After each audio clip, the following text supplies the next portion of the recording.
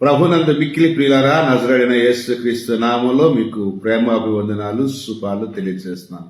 దేవుడు మనకు నవంబర్ నెల 2025 సంవత్సరంలో 11 నెలలు కాచి కాపాడినందుకు దేవునికే స్తుతి మహిమ ఘనత ప్రభావాలు కలుగునుగాక. మన కుటుంబాలను, మన పరిచయాలను దేవుడు నడిపిస్తూ మన అనుదైన అవసరాలను, డైలీ నీడ్స్ ని ఆయన ఫుల్ఫిల్ చేస్తూ, ప్రొవైడ్ చేస్తూ మనల్ని నడిపిస్తున్నందుకు ఆయనకే సమస్త మహిమ ఘనత ప్రభావాలు.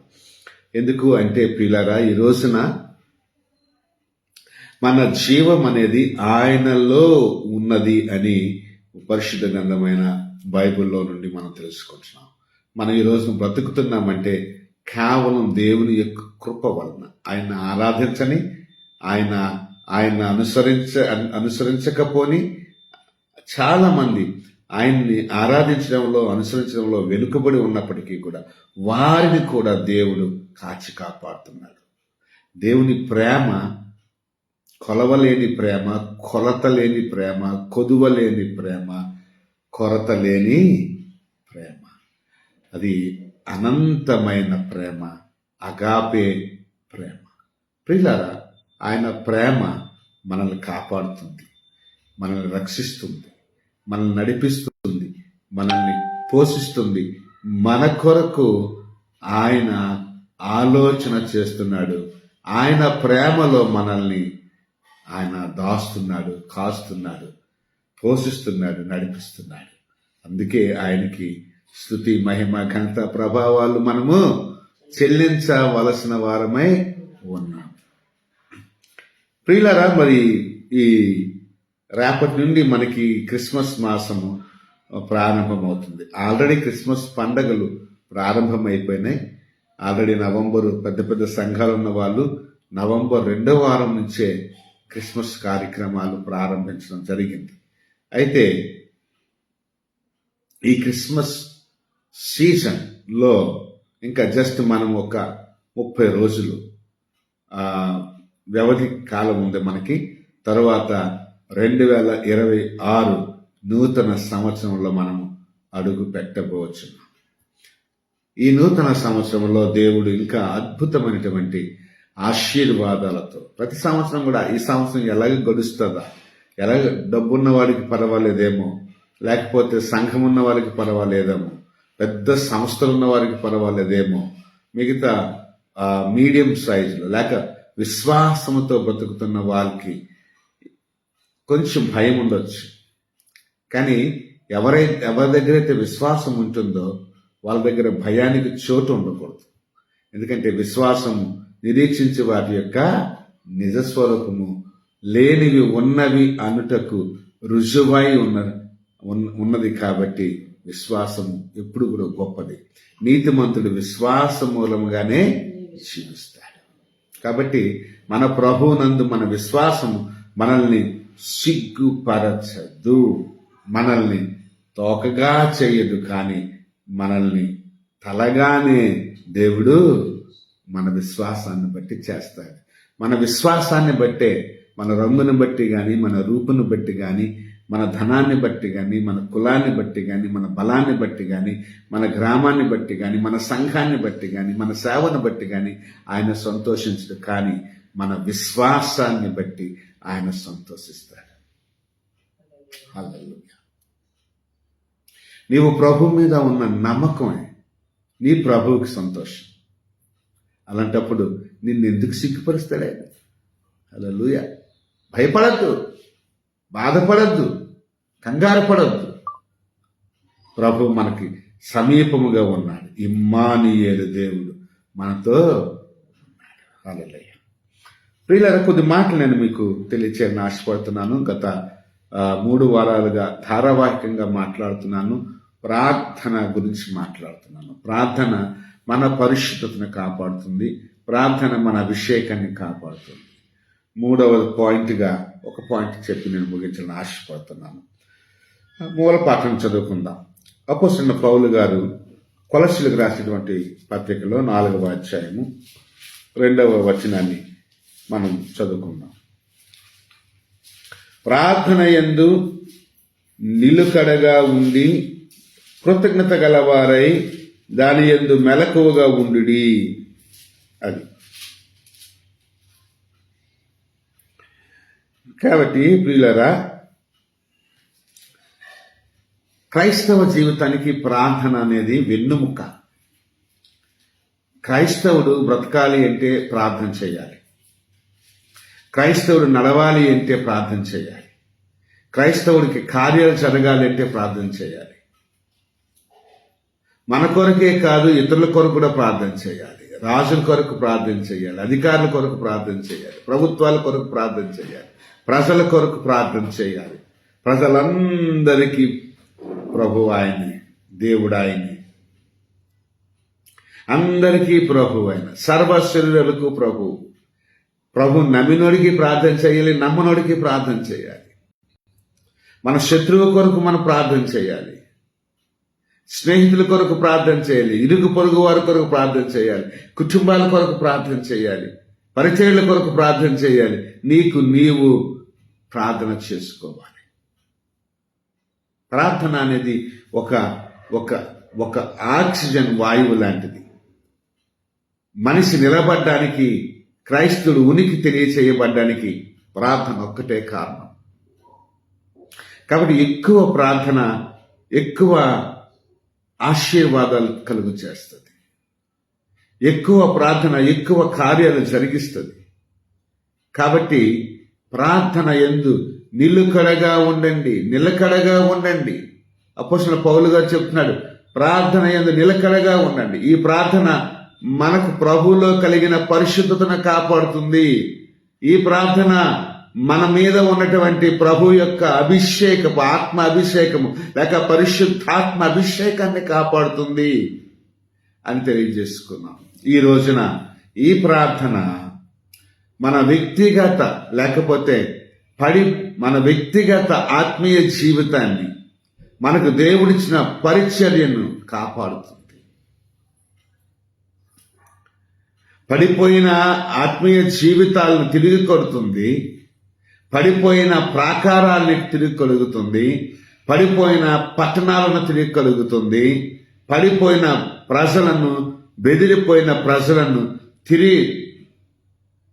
పారిపోయిన ప్రజలను, చెదిరిపోయిన ప్రజలను సమకూరుస్తుంది, ఐక్యపరుస్తుంది, మరల ఒక రాజ్యంగా వారిని కడుతుంది.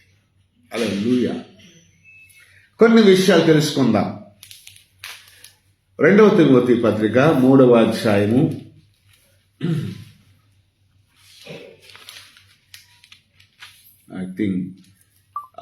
16-17 వచనాలు చదువుకుందాం. 2వ తిమోతి పత్రిక 3వ అధ్యాయము 16-17 వచనం.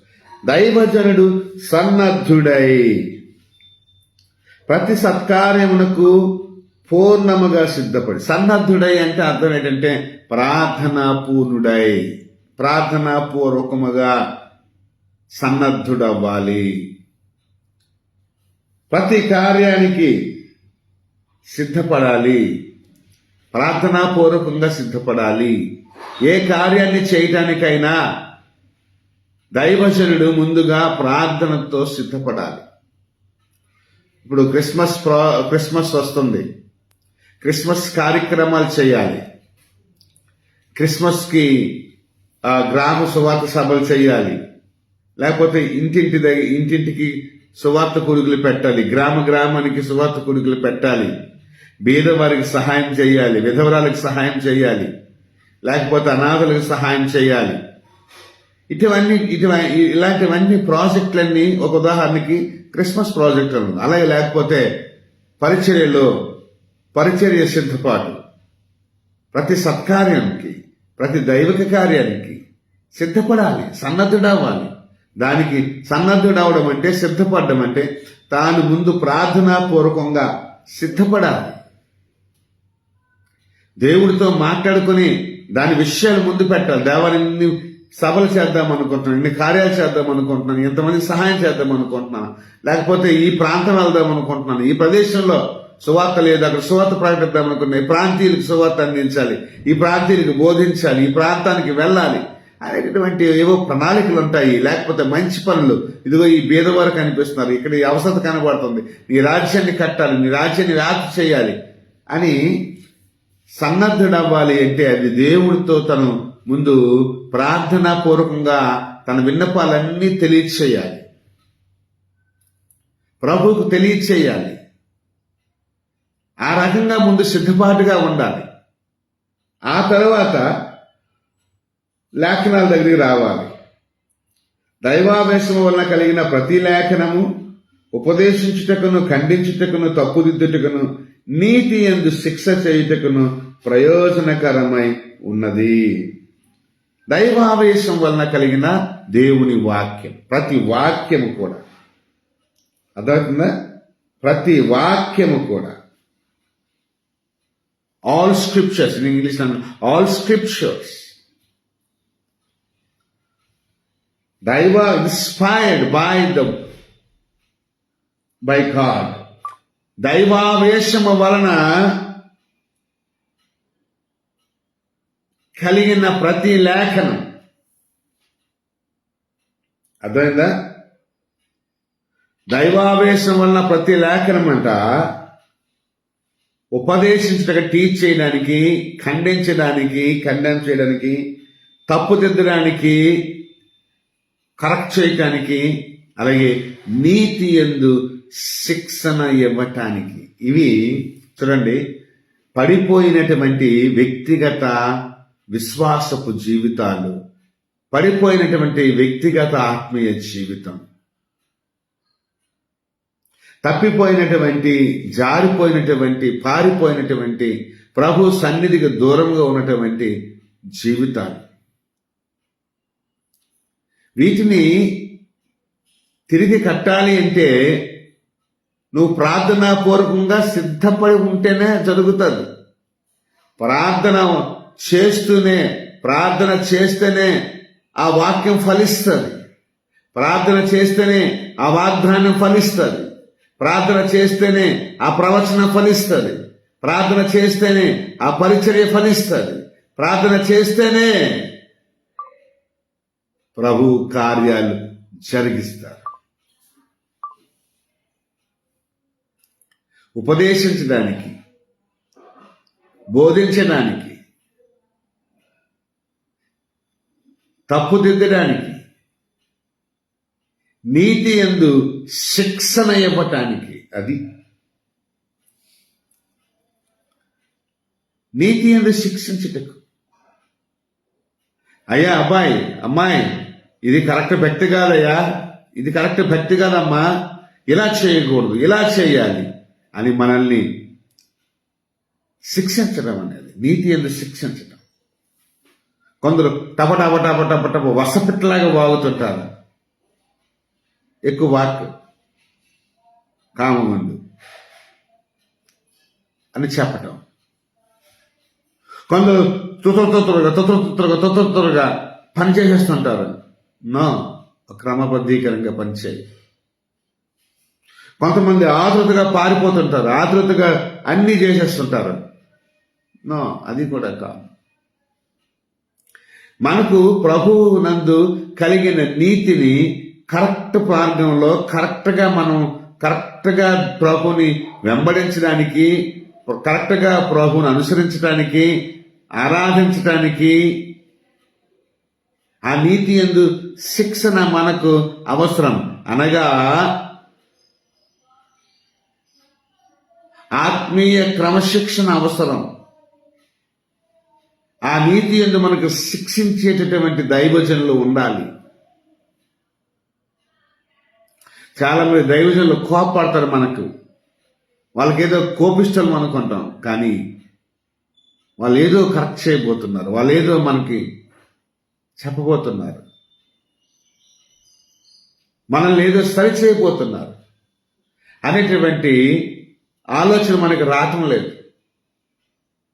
ఈ రోజున మనం ఖచ్చితంగా తెలుసుకోవాల్సింది ఏంటంటే, దైవజనుడు సన్నద్ధుడై ఉంటాడు, దైవజనుడు సిద్ధపడి ఉంటాడు, ప్రార్థనాపూర్వకంగా మనల్ని నీతి యందు శిక్షించడానికి, మనల్ని సరిచేయటానికి, దైవావేశంలో కలిగిన లేఖనాల ద్వారా మనతో మాట్లాడడానికి ఆయన ఎప్పుడు సిద్ధపడి ఉంటాడు. హల్లెలూయా. కాబట్టి పడిపోయినటువంటి వ్యక్తిగత ఆత్మీయ జీవితాల్లో విశ్వాసాన్ని కోల్పోతున్నటువంటి జీవితాలను, పరిశుద్ధత కోల్పోతున్న జీవితాలను, ప్రభు సన్నిధిని కోల్పోతున్న జీవితాలకు దేవుని వాక్యాన్ని బోధించేటటువంటి దైవజనుడు ప్రార్థనాపూర్వకంగా నీతో పరిచయం చేయటానికి వచ్చినప్పుడు నువ్వు అనుగ్రహిస్తే నీకు నీతి యందు శిక్ష కలిగి నిన్ను దేవుడు మరలా నీ వ్యక్తిగత జీవితాన్ని సరిచేసి నిన్ను వాడుకోవడానికి ఇష్టపడతాడు. తిరిగి లేపాలని ఆశపడుతున్నాడు, తిరిగి వాడుకోవాలని ఆశపడుతున్నాడు, తిరిగి నిలబడాలని ఆశపడుతున్నాడు. అందుకోసం ప్రార్థన నిలకడ చాలా మంది రక్షణ పొందే తొలి దినాల్లో దేవుడి దగ్గరికి వచ్చే తొలి దినాల్లో, మందిరానికి వచ్చే తొలి దినాల్లో ఉపవాస ప్రార్థనలు, ఉజ్జీవ ప్రార్థనలు, వ్యక్తిగత ప్రార్థనలు, సామూహిక ప్రార్థనలు, సంఘంలో ప్రార్థనలు, గృహ ప్రార్థనలు, కుటుంబ ప్రార్థనలు, ఇలాగ అనేక రీతులుగా మంటతో కణమలాగా కాలిపోయేటటువంటి ఆత్మీయ స్థితిని కలిగిన వారు సైతము ఆత్మయందు చల్లారిపోయి విశ్వాసాన్ని కోల్పోయి ప్రార్థనా జీవితంలో వెనకబడిపోతున్నారు. ఇది సరి అయిన పద్ధతి కాదు. ప్రారంభ దినాల్లో మనకున్నటువంటి ఆ ఆత్మ ప్రేరేపణ, ఆత్మ తీవ్రత, ఆ ఆత్మ మంట, భక్తి జీవితానికి కలిగినటువంటి ఆ యొక్క ఉజ్జీవపు జ్వాలలు ఏమైనాయి? ఆ రోజున ఒక 3 గంటలు, 2 గంటలు, 4 గంటలు, 5 గంటలు ప్రార్థన చేయగలిగిన నీవు ఈ రోజున ఒక అర్ధ గంట సేపు కూడా ప్రార్థన చేయలేకపోతున్నావంటే అది నీ చేతకానితనం కాదా? నువ్వు ఆత్మీయలో పడిపోయినటువంటి ఆత్మీయ జీవితం కాదా? ప్రార్థనా జీవితాన్ని కోల్పోయావు, ప్రభు సన్నిధికి రావడం కోల్పోయావు, దేవుని వాక్యాన్ని వినడం కోల్పోయావు, దేవునికి ఇవ్వడంలో వెనకబడ్డావు, దేవుడి దగ్గర రావడంలో వెనకబడ్డావు, దేవుడు సన్నిధిని అనుభవించడంలో వెనకబడ్డావు. ఇవన్నీ కూడా మంచివి కాదు. అందుకోసమే మనల్ని నీతి యందు శిక్షించడానికి దైవజనుడు సిద్ధ మనస్సు కలిగిన వాడై ఉంటాడు. దైవజనుడు సన్నద్ధుడై ఉంటాడు. దైవజనుడు రోజు బైబిల్ చదువుతాడు, రోజు వాక్యం నేర్చుకుంటాడు, రోజు ప్రార్థన చేస్తుంటాడు. ఆత్మ యందు ప్రార్థన, మనస్సులో ప్రార్థన, నడుస్తూ ప్రార్థన, పడుకుంటూ ప్రార్థన, కూర్చున్నా ప్రార్థన, ప్రయాణం చేస్తున్నా ప్రార్థన, అవకాశం దొరికినంత వరకు మోకరిస్తూ ప్రార్థన, తన నిద్రపోతున్న పడక మీద కూడా ప్రార్థన, స్తుతి, ఆరాధన, ఆయనతో మాట్లాడడం, మనస్సు విప్పి ఆలోచనలో ఆయన్ను ఉంచుకోవటం, మనస్సంతా ఆయన దగ్గర పెట్టుకోవటం. ఇవన్నీ దేనికి చేస్తాడు? తను సన్నద్ధుడై ఉంటాడు, పరిచర్యకు సన్నద్ధుడై ఉంటాడు, వాక్యాన్ని బోధించడానికి సన్నద్ధుడై ఉంటాడు, శిక్షించడానికి సన్నద్ధుడై, ఇతరులను సరిచేయడానికి సన్నద్ధుడై ఉంటాడు.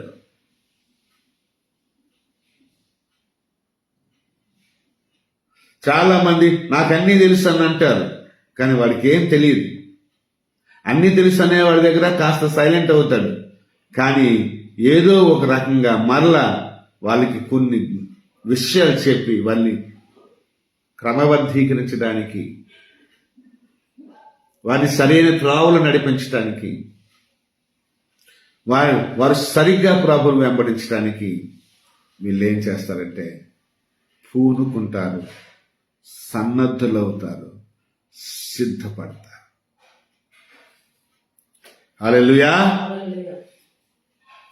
Praise the lord. దేవునికి మహిమ. ఇవి చల్లారిపోయిన జీవితాలను తిరిగి మంట రేపటానికి దేవుడు దైవజనులు సిద్ధపరుస్తాడు. అలాగనే మరి పరిచర్య విషయానికి వద్దాం. నెహెమ్యా గ్రంథంలో 1-4 మాటలు చదువుకుంటే, హకల్య కుమారుడైన నెహెమ్యా యొక్క చర్యలు.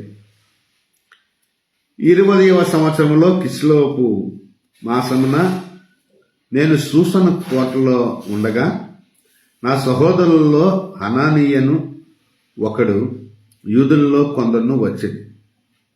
చెరపట్టబడిన శేషంలో తప్పించుకున్న యూదులను గూర్చి యెరూషలేము గూర్చి నేను వారిని అడుగగా, వారు చెరపట్టబడిన వారిలో చేర్చిన వారు ఆ దేశంలో బహుగా శ్రమను నిందను పొందుచున్నారు. మరియు యెరూషలేము యొక్క ప్రాకారము పడద్రోయబడినది, దాని గుమ్మములు అగ్ని చేత కాల్చబడినవని వారితో చెప్పారు. హల్లెలూయా. ప్రియులారా, మనం ఇక్కడ గమనించుకోవాల్సినటువంటి సంగతి ఏంటంటే, యెరూషలేము గుమ్మాలు అగ్ని చేత కాల్చబడ్డాయి. యెరూషలేము ప్రాకారాలు పడద్రోయబడ్డాయి. యూదులు, ఇశ్రాయేలీలు చాలా శ్రమలు అనుభవిస్తున్నారు, నిందలు అనుభవిస్తున్నారు అని రిపోర్టు నెహెమ్యా గారికి వచ్చింది. కట్టబడిన మందిరపు ప్రాకారాలు పడద్రోయబడ్డాయి, పట్నపు ప్రాకారాలు పడద్రోయబడ్డాయి, గుమ్మాలు కాల్చివేయబడ్డాయి. ప్రజలు శ్రమలు అనుభవిస్తున్నారు, నిందలు అనుభవిస్తున్నారు, చెరపట్టబడ్డారు, చెదరిపోయారు, బెదిరిపోయారు, అదిరిపోయారు, కంగారు పడుతున్నారు, బాధలు పడుతున్నారు. అందరూ వాళ్ళనే ఆడిపోసుకుంటున్నారు. ఇలాంటి పరిస్థితుల్లో యెరూషలేము ఉందయ్యా? ఇలాంటి పరిస్థితుల్లో మన ప్రజలు ఉన్నారయ్యా? ఇలాంటి పరిస్థితుల్లో ఉంది అంటే అప్పుడు ఈ మాటలు వినినప్పుడు నేను కూర్చుండి ఏడ్చి కొన్ని దినముల దుఃఖముతో ఉపవాసం ఉండి ఆకాశమందలి దేవుని ఎదుట విజ్ఞాపన చేసి తిని, ఎట్లనగా ఆకాశమందున దేవా యెహోవా, భయంకరుడు అయిన గొప్ప దేవ, నిన్ను ప్రేమించి నీ ఆజ్ఞలను అనుసరించి నడుచు వారిని కటాక్షించి వారితో నిబంధనను స్థిరపరచువాడా,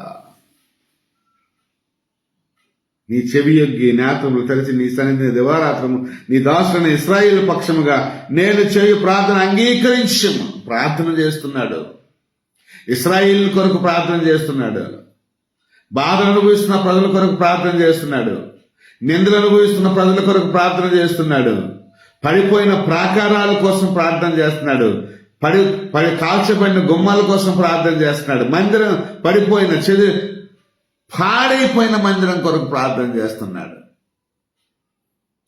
పాడైపోయింది, పరిచర్య పాడైపోయింది, మందిరం పాడైపోయింది, ప్రజలు పాడైపోయారు. దేవుడట నిన్ను ప్రేమించేవారిని, నీ ఆజ్ఞలను అనుసరించే వారినట కటాక్షించు దేవుడంట, వారి పట్ల దయ చూపించే దేవుడంట, వారితో నిబంధన స్థిరపరిచే దేవుడంట. ఈ రోజున నీవు దేవుని ప్రేమిస్తున్నావా? ఈ రోజున నువ్వు దేవుని మాటలు వింటున్నావా? దేవుని నిబంధన గైకుంటున్నావా? దేవుడు ఆజ్ఞలు గైకుంటున్నావా? దేవుని మార్గాల్లో నడుస్తున్నావా? దేవుని ఘనపరుస్తున్నావా? దేవుని కీర్తిస్తున్నావా? దేవుని కొనియాడుతున్నావా? ఏం చేస్తున్నావు ఈరోజు? ఏమి చేస్తున్నావు ఈరోజు?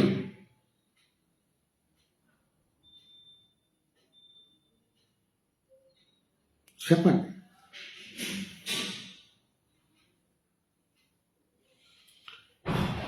ఈలోపు ఇంకా చాలా విషయాలు ఉన్నాయి అక్కడ, నేను తెలియజేయడానికి నాకు సమయం లేదు. రాజుగారి దగ్గర ఆస్థానంలో ఈయన పనిచేసే సూసన్ కోటలో పనిచేస్తున్నటువంటి ఆ సూసన్ కోట రాజుగారు, షూషాను దేశపు రాజుగారు, ఏమయ్యా నెహెమ్యా, చాలా నువ్వు హుషారుగా ఉండేవాడు, రోజు నువ్వు యాక్టివ్గా ఉండేవాడు, ఈ రోజు అలా లేవు, ఏంటి కారణం? నీ ముఖం చిన్నపోయింది ఏంటి? ఏదో బాధలో ఉన్నట్టున్నావే, ఏదో శ్రమలో ఉన్నట్టున్నావే, ఏంటి అసలు ఏం జరిగింది అని ఆరా తీశాడు. ఆరా తీస్తే ఏం చెప్పమంటారు రాజుగారు? మా ప్రజలు ఇలాగ అయిపోయారండి, మా పట్టణం ఇలాగ అయిపోయిందండి, మా మందిరం ఇలాగ అయిపోయిందండి, మా దేశం ఇలా అయిపోయిందండి అని అంటుంటే, అయితే నేనేం చేయాలి దాని కొరకు అంటే ఆయన అంటాడు 5వ వచనంలో,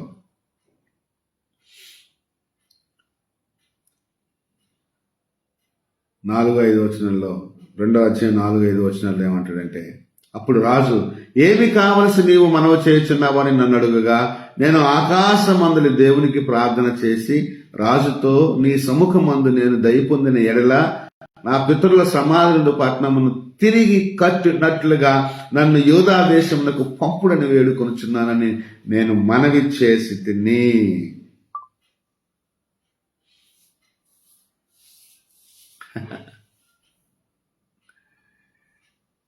నా ప్రార్థన ఏంటో తెలుసా ప్రభు రాజుగారు? నేను దేవుడితో మాట్లాడాను, మీ యందు నాకు నా యందు మీకు కటాక్షం కలగాలని, ఇదిగో నన్ను మీరు పంపించాలని ప్రార్థన చేశానయ్యా. నేను వెళ్ళి తిరిగి పడిపోయిన ప్రాకారాన్ని కడతాను, ఆ గోడ కట్టేస్తాను, కాలిపోయిన గుమ్మాలని తిరిగి కడతాను, మందిరం తిరిగి కడతాను. నేను మందిరం కాలిపోయిందయ్యా, గోడలు కూలిపోయినాయనైనా, ప్రజలు చెదిరిపోయారు, వాళ్ళందరినీ ఐక్యపరుస్తాను. ఇది పరిచర్య, ఇది పరిచర్య, ఇది సేవ. పాడైపోయిన పరిచర్యను, పాడైపోయిన దేవుని మందిరాన్ని, పాడైపోయిన దేవుని ప్రజలను తిరిగి కట్టడానికి దేవుని సహాయాన్ని అడిగానయ్యా. నీ కటాక్షం కూడా కావాలని కోరుకున్నాను అంటే రాజుగారు ఆశ్చర్యపోయి, సరే ఓకే గ్రాంట్ చేస్తాను వెళ్ళాను అన్నాడు. సరే గ్రాంట్ చేస్తావు, కానీ ఇదిగో అయ్యా, ఆ దేశంలో ఈ దేశంలో అడ్డంకులు రాకుండా తాకీదులు రాయి, తాకీదులు రాయి. అలాగే ఆ దేశపు కలప కావాలన్నా, ఆ దేశపు కలప బాగుంటుంది. ఆ దేశపు కలప తీసుకొని వెళ్ళి అక్కడ కాలిపోయిన గుమ్మాలను తిరిగి నేను కట్టాలంటే ఆ దేశపు కలప బాగుంటుంది కాబట్టి ఆ దేశంలో కలప కావాలని తాకీదు రాయి, ఆర్డర్, ఒక ఆర్డర్ చేయి, ఒక రిక్వెస్ట్ లెటర్, ఆమోద ముద్ర వేయి అనేటటువంటి సంభాషణ వారి మధ్య జరిగితే, ఆ రకంగా దేవుడు కృప చూపించి నెహెమ్యాను యూదా దేశానికి వెళ్ళటానికి దేవుడు మార్గం సరళం చేశాడు. ఒరే ఇశ్రాయిలుకు క్షేమం కలుగు చేయుటకై ఒకడు వచ్చాడు రా బాబు నా ఊర్లో. వాళ్ళు కూడా కొంతమంది ఏడ్చారు ఆయన మీద. నీవు చేసిన ప్రార్థన నీ ప్రజలకు మేలు చేస్తుంది, నువ్వు చేసిన ప్రార్థన నీ కుటుంబానికి మేలు చేస్తుంది, నువ్వు చేసిన ప్రార్థన నీ సంఘానికి మేలు చేస్తుంది, నీ గ్రామస్తులకు మేలు చేస్తుంది, దేశానికి మేలు చేస్తుంది అని ఈరోజు నువ్వు గుర్తుంచుకోవాలి. అంతమందికి మేలు చేసే ప్రార్థన నీకెందుకు మేలు కాదు? అలాంటి ప్రార్థన నువ్వెందుకు మానేసావు? అలాంటి ప్రార్థనా జీవితంలో నువ్వు ఎందుకు పడిపోయావు? అలాంటి ప్రార్థనా జీవితంలో నువ్వు ఎందుకు వెనుకబడి ఉన్నావు? ఈ రోజున గుర్తు చేసుకో, ఒకసారి ఆలోచన చేసుకో. ఒకసారి ప్రభుని అడుగు, దేవా మరలా నన్ను ప్రార్థన ఆత్మచేత నింపయ్యా. నా ప్రార్థన వల్ల నా దేశానికి మేలు కలుగుతుంది, నా ప్రజలకు మేలు కలుగుతుంది, నా కుటుంబానికి మేలు, నా బిడ్డలకి, నా భార్యకు, నాకు వ్యక్తిగతంగా నా భర్తకు మేలు కలుగుతుంది అనేటువంటి వాక్యపు సందేశం మనకు దొరుకుతున్నప్పుడు మన ప్రార్థన జీవితాన్ని నిర్లక్ష్యం ఎందుకు చేయాలి? చేయకూడదు. నిన్న నా భార్య చెప్పింది, మనం ప్రార్థన చేయాలి, ప్రార్థన వదలకూడదు. బిడ్డల కోసం కానీ ఇతరుల కోసం. ఎస్, నేను అదే చెప్పాను. తనకు ఉదయాన్ని చెప్పాను, తను నాకు రాత్రి చెప్పింది. అంతే. మనం ఎక్కువ ప్రార్థన చేయాలి. మనమే ప్రార్థన చేయకపోతే ఎలా అవుతుంది? ఇతరుల కొరకు ప్రార్థన చేయకపోతే ఎలాగవుతుంది? మన పిల్లల కోసం ప్రార్థన చేయకపోతే ఎలాగవుతుంది? మన సంఘస్థుల కోసం ప్రార్థన చేయకపోతే ఎలాగవుతుంది? మన సంస్థలో, మన సేవలో పనిచేసే వారి కోసం ప్రార్థన చేయకపోతే ఎలాగవుతుంది? వాళ్ళందరూ కూడా మన వల్ల ఏదో ఒక మేలు పొందుకోవడానికి ఎదురు చూస్తుంటారు కదా. అట్లీస్ట్ మనం ఆర్థికంగా మనం మేలు చేయలేకపోయినా ఆత్మీయంగా మన ప్రార్థనతో సహకారాన్ని అందించి ప్రార్థనా సహకారాన్ని వాళ్ళకి అందిస్తే వాళ్ళు దీవించబడతారు, ఆశీర్వదించబడతారు, క్షేమం కలుగుతుంది. ఇశ్రాయేలీయులకు మన ప్రార్థన క్షేమాన్ని కలుగు చేస్తుంది. క్షేమాన్ని దూరపరిచి క్షేమాన్ని దయచేస్తుంది. కాబట్టి పడిపోయిన ప్రాకారాలు కట్టబడాలంటే, పాడైపోయిన పరిచర్య కట్టబడాలి అంటే, పాడైపోయిన వ్యక్తిగత జీవితం కట్టబడాలి అంటే, నిలబడాలి అంటే ప్రార్థన యందు నిలుకుడుగా ఉండి మెలకుగా ఉండాలి. ప్రార్థన చేస్తుండాలి. ప్రార్థనలో కంటిన్యూస్గా ఉండాలి. కంటిన్యూస్గా ప్రార్థన చేస్తుండాలి. ఇది మనము ఆలోచించుకోవాలని తెలియజేస్తున్నాను. ఎటువంటి ఇబ్బందులు పరిచర్యలో కలిగినా సరే అది కట్టబడ్డానికి ఉపయోగపడుతుంది. 52 దినాల్లోనో 8 దినాల్లోనో తిరిగి ఆ మందిరాన్ని కట్టేశాడు నెహెమ్యా.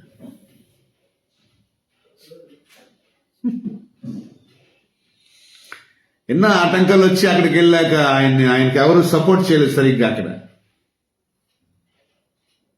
ఆయనకి ఎవరు కూడా సపోర్ట్ చేయలేదు.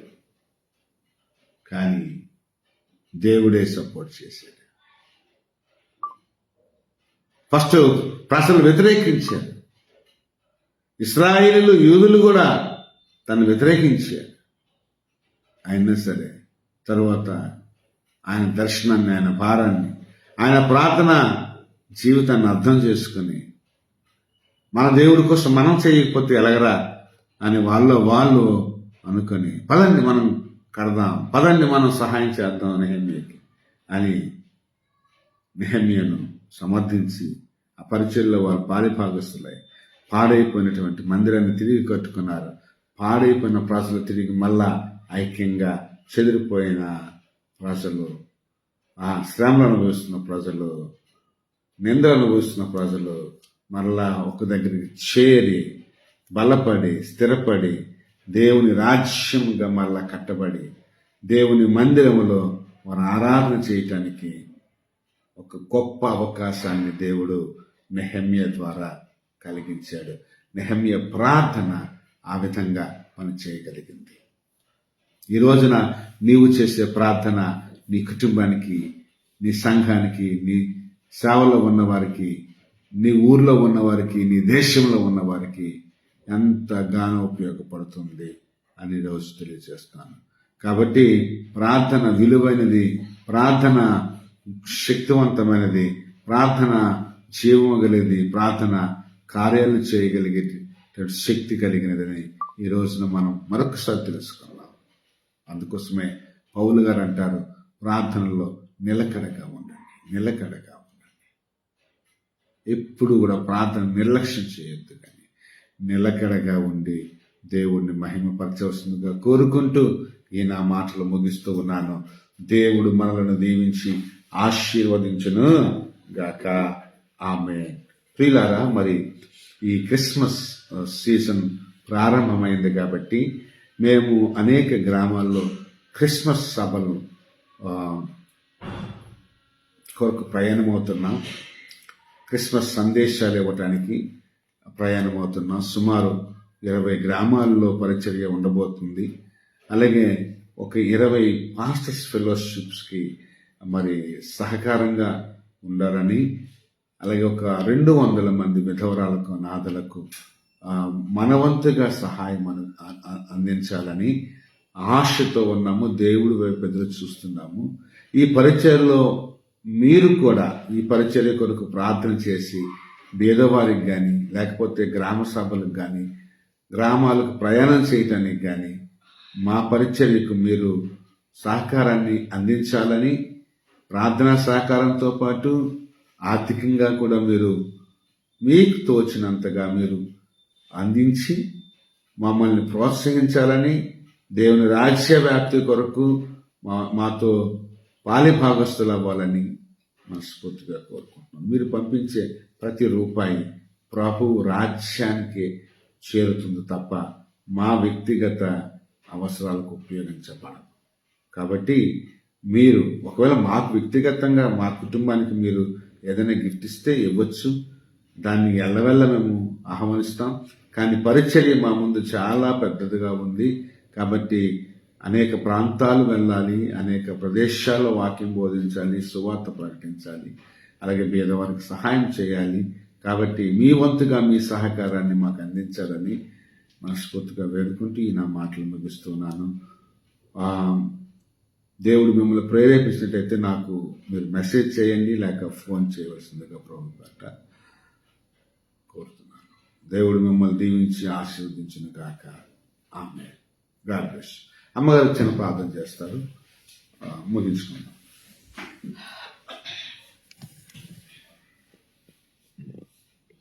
ప్రార్థన చేసుకుని సకల ఆశీర్వాదానికి కారణపుత్ర నిఘనమైన నామంలో స్తుతి స్తోత్రాలు తెలుస్తుంది తండ్రి ప్రభా. ఈ మధ్యాహ్నం కాల సమయంలో తండ్రి ప్రభా నీ దాస్ ద్వారా తండ్రి ప్రభా బలమైన స్వరం మా అందరికి వినిపించే తండ్రి స్తుతి స్తోత్రాలు తెలుస్తుంది తండ్రి ప్రభా.